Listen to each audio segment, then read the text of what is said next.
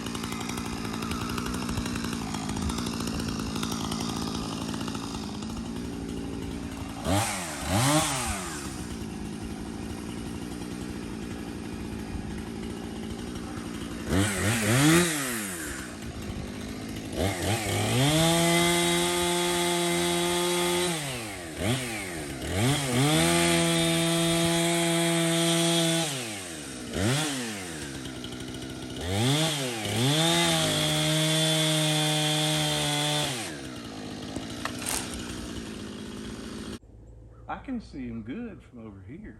Yeah. There he is. That is a yellow-bellied sapsucker. And I had no idea until Muffin told me this morning that a yellow-bellied sapsucker was a woodpecker. Oh, we Had just no flew off. idea.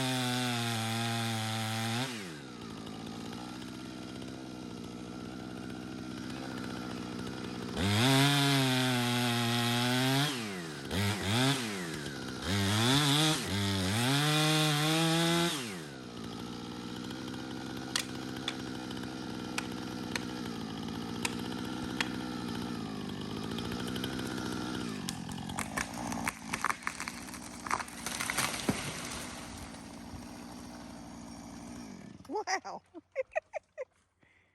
Wow.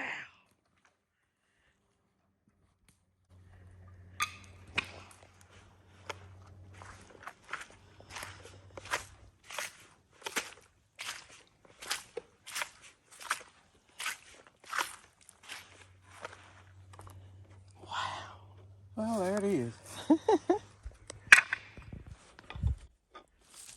Pretty good. The snow finally melted enough to where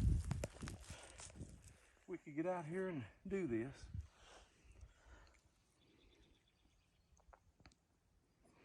It's going to be a lot of work cleaning that up. Yeah. It's a big tree. Yeah.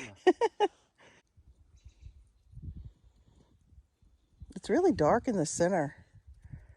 Yeah. Why you reckon? Just age? Just age.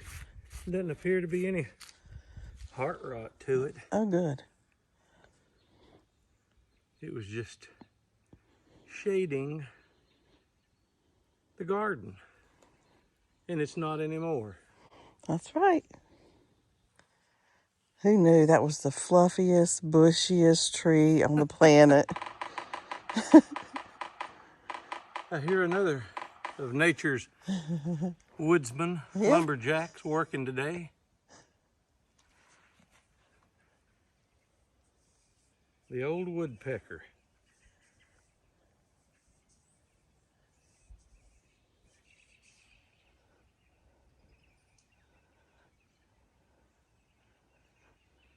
It's been a few years since I dropped trees.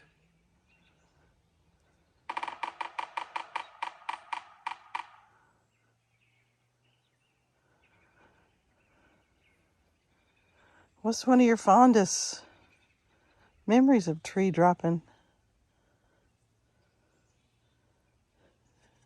It was in a state park in North Carolina. And there was a walking trail in front of the tree. And it was a big white pine. Oh, it was probably 3 foot in diameter. And they wanted it dropped and no disturbance to the trail. And there was a bank on the other side, uphill bank. So they wanted me to drop it. And so Brother Bobby helped me, and I cut some blocks about 1 inch thick and 4 inches long. And I took my big saw, and Bobby was driving wedges for me. How big is a big saw? It was a 100cc chainsaw. Okay. it would run a 60-inch bar. Ooh. And so I went out there, and there must have been 25 or 30 people that were over the state park, the district, the region, out there watching. So no pressure. Yeah. And so I started cutting that tree. I cut the notch in the front, and I took those spacers and put them right at the apex of the notch. Okay. And so as I was back cutting, Brother Bobby would drive the wedges. Okay. So when that tree started to fall, it hit those spacers Okay. and lifted up off the stump, jumped the walking path, and landed on the bank up there. Hot dog. And everybody that was watching us clapped. And there was not one piece of gravel disturbed on that walking track. Hot dog. Now that's a success story for sure. And I used to, on fires, forest fires, I'd rather run a chainsaw than eat. And I used to climb hills up and down and valleys, daytime, nighttime. And the good Lord looked after me, because I've had a couple of close calls but never really got hurt. And I mean, I cut for years and years and years on fires. And in the aftermath of Hurricane Hugo, and you'd go into an area and there would be trees that were just mangled together. Mm-hmm. And every cut you made was a slingshot. Oh, it's under pressure. Under pressure. Oh, I gotcha. Under pressure. And I'm talking about trees that big around that would take your head completely off. And you had to analyze it. You know, if I cut here, what's that one gonna do? And if that one lets go, what's this one gonna do? And in 1 year, I measured it, and my crew, in 1 year after Hugo, we cut 150 miles worth of Hugo damage. And Brother Shane came behind us with a D5 Caterpillar and opened up the roads or opened up the fire breaks that we cut in the Hugo areas, and water barred it. And then Brother Bobby. Wait, what's water bar? Well, that's putting little humps so that when it rains, it'll channel down that water bar. Oh, okay. And it won't wash away what we've done. I gotcha. And then Brother Bobby came through and measured it and sowed it with different types of legumes and grasses to keep it from eroding. And we did 150 miles worth in a year. Huh. 1 year, 150 miles worth. Shoo. And, you know, when Hugo hit, the U.S. Forest Service allotted that money along with FEMA to different state agencies, North Carolina, South Carolina, Tennessee, Virginia, and Georgia. But they wanted federal employees to oversee it. And so I was one of the ones that was selected as a forestry specialist. And I would meet with the landowners, see if what they had qualified for any amount of Hugo mitigation that we could do. And if it met the criteria, then I would put them on the list. And they mailed out flyers to everybody that had 10 acres or more. And I had 5 counties. And they would come in, the mailers that they mailed back in, that people wanted me to come out, would come in sometimes 100 a day. And I'd put them on the books, contact them, go out, meet with them, see what I could do, lay it out, then go back after I had 6 or 8, maybe 10 or 12, and we would do the saw work, and then Brother Shane would come with the caterpillar and push it, and then Bobby would come behind him and sew it, and all of that was with federal money. It didn't cost the landowner a penny. Oh, and And what were you just handling for erosion or other stuff? Well, it was fire mitigation, because some people had 10 or 15 acres and it came right up close to their houses. Well, if that caught on fire, it would be an inferno and could spread to their house. Oh, okay. And if in one instance a guy had 500 acres, so what I did is I went through and mapped out areas that we could go into and cut, and we made access roads in there in case of a fire that we could contain it in less than the 500 acres. And I split it up. Okay, And cool. so, like I say, I had 5 counties, and then we also had a program that once all that was done, and I had a list of loggers too, if they had any salvageable timber, which most of them didn't, it was so broken up, the loggers would come get what they wanted, or if it was just terribly broken up, we could go in there and do what's called a site prep. And we would take a dozer with a root rake and just pile it up, and we could burn it. And when we did the prescribed burns, the ash, once it rained, became the best natural fertilizer you could have. Oh, So a right. year later, we would contract with them if they wanted us to, and we had crews that would come in and plant pines.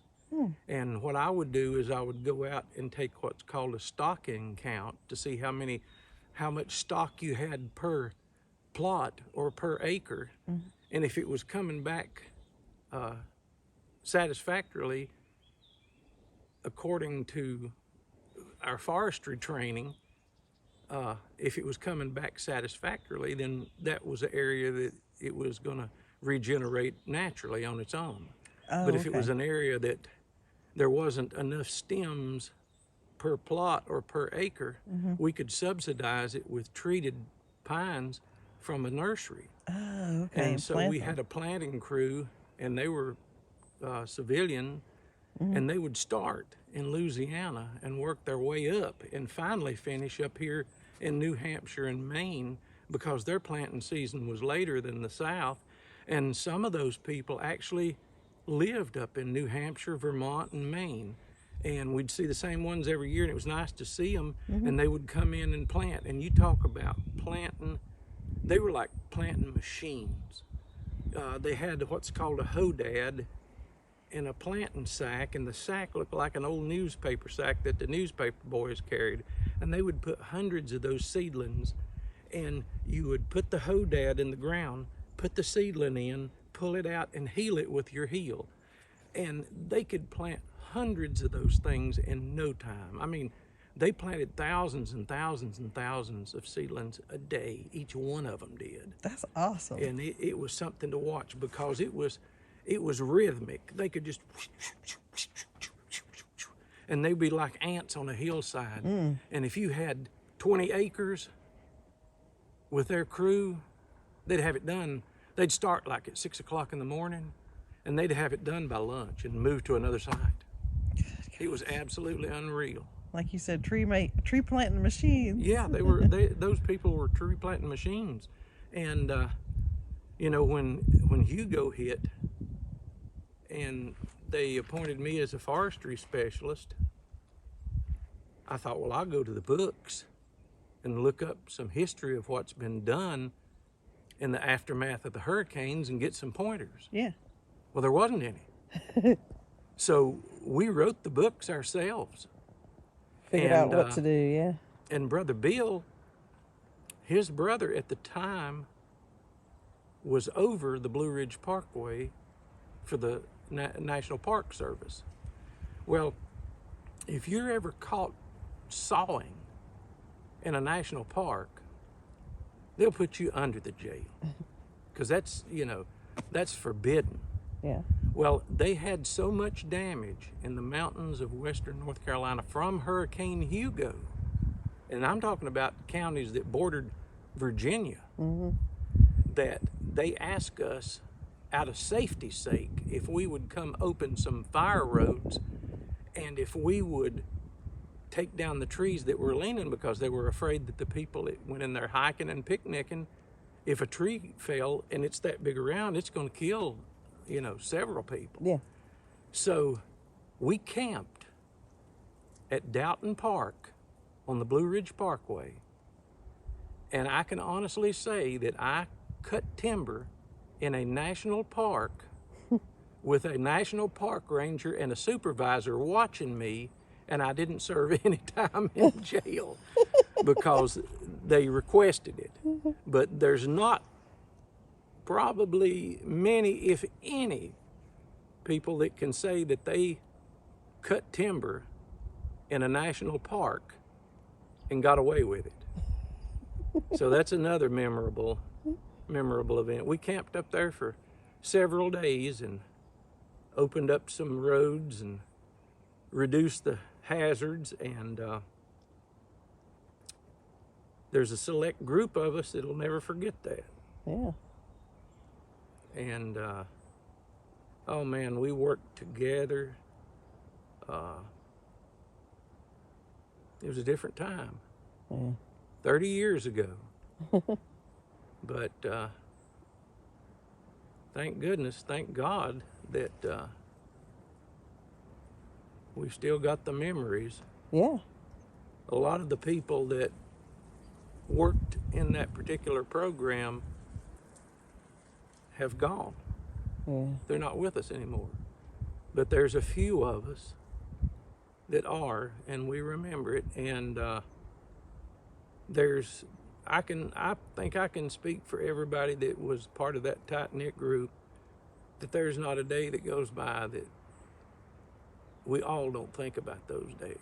Yeah. Wow. Precious memories. Well, she's on the ground.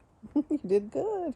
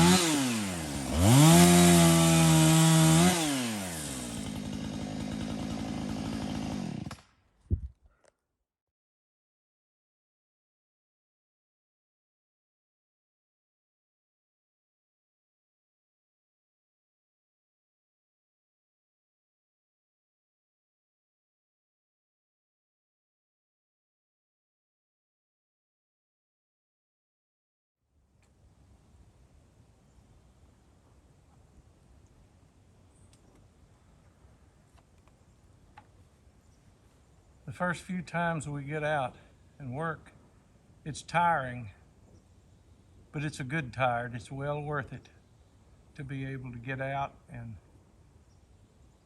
work in the yard and the woods and the garden. It's really nice.